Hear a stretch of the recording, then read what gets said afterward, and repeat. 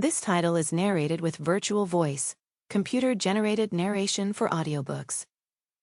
Channeling Archangel Michael, The 7 Signs of Humanity's Ascension, by Daniel Scranto. Contents. Foreword. It is such an interesting time to be alive. The game of life isn't about walking along a smooth rose-petal-covered path, illuminated by sunshine and rainbows. It isn't about agreeing on right or wrong or insisting the world around us conforms to our expectations of the way things should be. It isn't about changing someone's mind or convincing them of the error of their ways. And if you are reading this book, there is a chance you agree with this perspective. This game called life is an individual, internal journey where the outside reflects what is happening on the inside. When the world seems crazy, it's about finding that lower gear, that place of peace and knowing in the midst of all the noise. Like Daniel's messages from Archangel Michael, it's about finding those pearls of wisdom that call us home despite what is going on around us. The first time I met Daniel was the first time he'd ever channeled for an audience. I'd attended an Abraham Hicks workshop in LA, and through a friend of a friend I found myself in a small office near downtown San Diego, with a few other people. At the time, Esther Hicks was the only channel I'd seen in person. When Daniel began, he had so much energy coursing through his body, it looked like he'd stuck his finger in a light socket. He sensed our concern and said, "It may look like it hurts, but it doesn't." I heard that, but I wasn't convinced. At one point, I put my head back and closed my eyes, so I could just sit and listen with no distractions. The information coming through was beautiful. It was clear and it felt honest.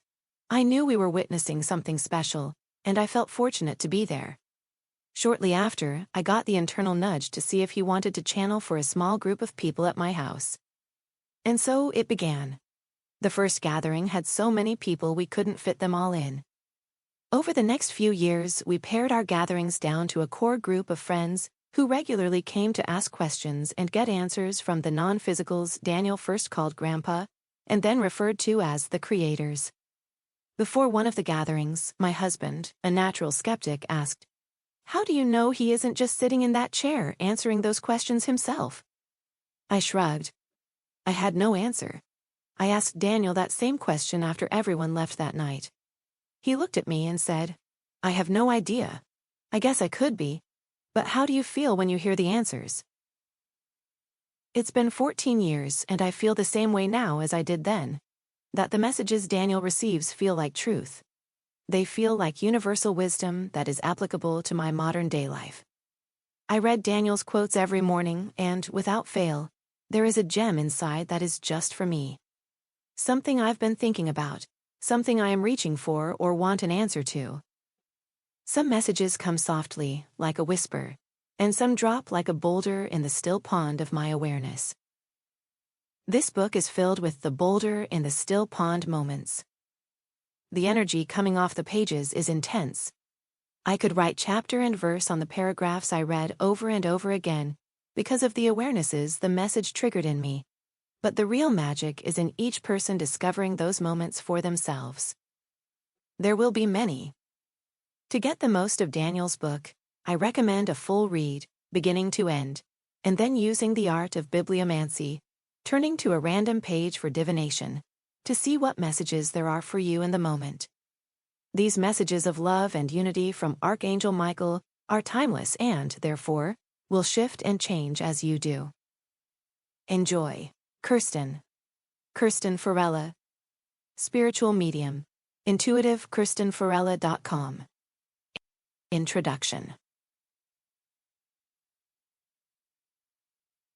I am very pleased to offer you this book, as it represents some of the best work I've done as a channeler. I'm not really sure what my relationship to the Archangel Michael is, but I know it's a solid one. I first encountered Michael when that angelic collective consciousness was channeled by Nora Harold. After the workshop I had attended where Michael answered my question through Nora, she told me that I must have a unique connection to Michael, since they didn't usually come through her in a group setting. Nora, myself, and others use the plural pronouns to refer to Michael. To keep listening to this audiobook, I've left you a link in the description so you can do it, at no cost thanks to Audible's 30-day free trial.